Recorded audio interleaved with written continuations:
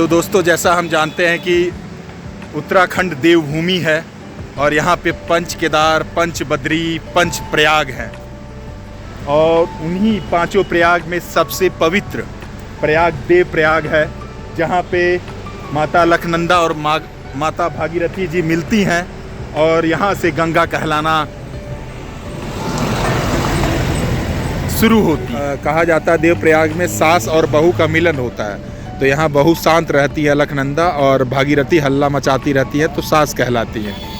और इसके बाद गंगा बनती है तो गंगा यहाँ से शांत हो जाती है। बट यहाँ पे अभी देख के हमें कन्फ्यूजन इसलिए हुआ था क्योंकि यहाँ तो बहू चिल्ला रही है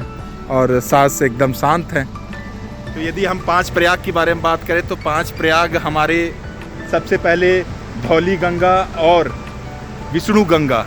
विष्णु प्रयाग में मिलती हैं और वहाँ से वो अलकनंदा कहलाती हैं। अलकनंदा आगे बढ़ती है, फिर कर्ण प्रयाग में पिंडार नदी से मिलती है, फिर उससे पहले एक नंद प्रयाग आता है जहाँ पे अलकनंदा नंदाकिनी रिवर से मिलती है, फिर कर्ण प्रयाग में पिंडार नदी से मिलती हैं, फिर आगे बढ़ती हैं रुद्रप्रयाग में मंदाकिनी से मिलती हैं। तो ये चार प्रयाग हो गए और ये पांचवा है देव स्वरूप हो जाता है गंगा जी का, क्योंकि जितनी भी धाराएं 12 या 8 धाराएं में बट जाती हैं गंगा जब उतरती हैं इस धरती पर स्वर्ग से, तो सारी धाराएं अब मिल के यहाँ पे देव प्रयाग बन जाती हैं और उनका नाम गंगा हो जाता है। दोस्तों, ये ग्रीन वाला भागीरथी है और जो आपको बलुआ पानी नज़र आ रहा है वो अलकनंदा जी हैं। भागीरथी जी उत्तरकाशी से आ रही हैं और ये यदि इनका ओरिजिन देखा जाए तो बद्री विशाल से आ रही हैं, चमोली डिस्ट्रिक्ट से, उत्तराखंड।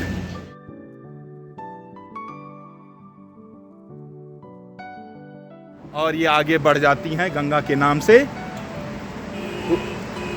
उत्तर प्रदेश, मतलब उत्तराखंड, उत्तर प्रदेश, बिहार, थोड़ा भाग झारखंड, पश्चिम बंगाल और फिर कुछ हिस्सा बांग्लादेश और भारत के गंगा सागर में ये बे ऑफ बंगाल में जाके समुद्र से मिल जाती हैं।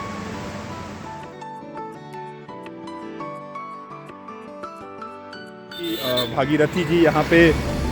आवाज़ करते हुए उतरती हैं और अलकनंदा काफ़ी शांत होती हैं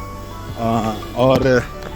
यहाँ पे जब मिलकर गंगा बनती हैं तो गंगा एकदम शांत हो जाती हैं। यानी आप यदि यहाँ पर जो मैं कहते कहते या बोलिए सोचते सोचते बोल ना पाया, वो कहना ये मैं चाहता था कि यदि बहू धीर गंभीर हो तो अपने उफनती हुई सास के मन में भी वो प्रेम जगा सकती है और उनसे एक माँ जैसा वात्सल्य प्रेम पा सकती है। वैसे ये सास बहू की कहानी समाज को एक नैतिक शिक्षा देने के लिए बनी थी और यदि असलियत के तौर पे देखें तो जब उत्तरकाशी से भागीरथी उतरती हैं 205 किलोमीटर तक देवप्रयाग, तो वो संकरी घाटियों से उतरती हैं, इसीलिए उनमें आवाज़ ज़्यादा होता है।